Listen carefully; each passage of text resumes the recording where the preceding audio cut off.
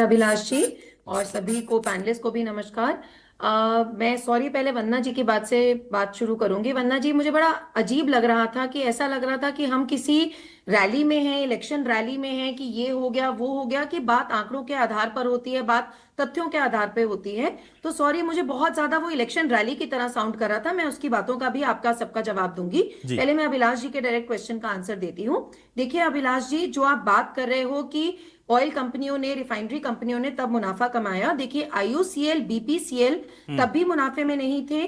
कारण उसका क्या है? There is something called oil bonds. Hmm. जब 2003 में जब वहां पे सद्दाम हुसैन का वहां पे प्रॉब्लम शुरू हुआ था इराक में, हम्म। उसके बाद अचानक क्रूड के दाम बहुत बढ़े थे। हम्म। और माननीय प्रधानमंत्री मनमोहन सिंह जी, वो अपने आप में एक इकोनॉमिस्ट थे और बड़े इंटेलिजेंट इकोनॉमिस्ट थे। हम्म। तो उन्होंने एक बड़ी सूझबूझ का काम किया। हम्म। उन्होंने कहा कि आज में भैया अगर लोगों को एकदम से दाम बढ़ा दिए, 4 में इलेक्शन आने वाले हैं, तो प्रॉब्लम हो जाएगी।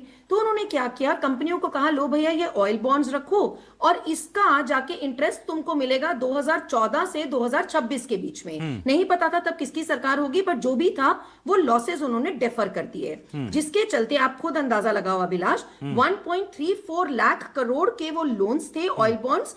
और उसके ऊपर रीपे हमने टोटल कितना किया? 3.5 लाख करोड़। हम्म। मतलब 1.5 लाख करोड़ के करीब का वो बॉन्ड्स होते हैं और 2 लाख करोड़ हम उसमें इंटरेस्ट पेमेंट देते हैं। कितनी बढ़िया इकोनॉमिक्स है ये।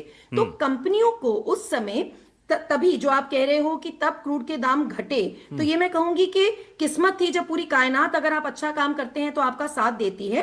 तो 2014 में जब सत्ता परिवर्तन हुआ और जब 2015 में क्रूड ऑयल के दाम भी विश्व में कम हो गए, तो बिल्कुल तब सरकार सेंट्रल वैट को सेंट्रल टैक्स को, एक्साइज को कम कर सकती थी। जी। लेकिन अगर वो कम करती तो यहाँ पे भैया ये जो बॉन्ड की विरासत उनको मिल गई थी, उसका पैसा कहाँ जाता? अगर वो कहीं और टैक्स लगा देती तो आप कहते कि आम जनता है, सूट बूट की सरकार है, सूट बूट की सरकार ने जी कंपनियों का तो मुनाफा नहीं बढ़ाया, इसलिए उन्होंने औरों पे टैक्स लगा दिया, उन्होंने कंपनियों का मुनाफा बढ़ा दिया। तो सरकार ने क्या किया कि वैट रेट, जो सेंट्रल एक्साइज रेट था, उसको कम नहीं होने दिया, तो बेसिकली इनफैक्ट उसको बढ़ा दिया।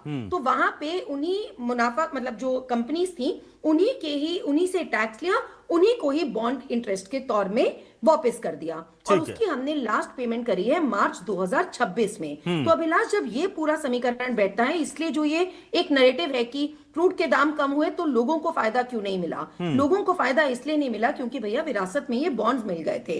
इसका इंटरेस्ट कहां से चुकता होता? इसके चलते वो सेंट्रल एक्साइज रेट कम नहीं हुआ। और जैसे ही आज मार्च में ये सिचुएशन इंप्रूव हुई, वो पूरा का पूरा पे ऑफ हो गया, प्लस वहां क्रूड के दाम बढ़ गए, तो इमीडिएटली सरकार ने अपना central excise rate virtually zero पे ले आए हैं। ये आप भी जानते हो, ये मैं भी जानती हूँ। बिल्कुल।